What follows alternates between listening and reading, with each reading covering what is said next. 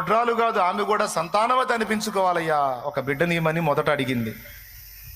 తర్వాత ఒక కొడుకునివ్వవయ్యా, నీకే ఇస్తాను అడిగింది.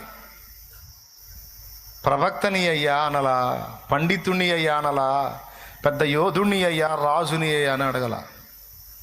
కొడుకుని అయ్యా నీకే ఇస్తాను అంది. దేవుడు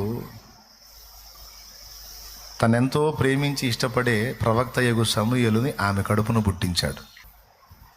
నువ్వు నిజముగా విశ్వసిస్తే కలవరం మానేయాలి, కలత చెందటం మానేయాలి, దుఃఖముఖిగా ఉండటం, దిగులు విచారంలో ఉండటం మానేయాలి.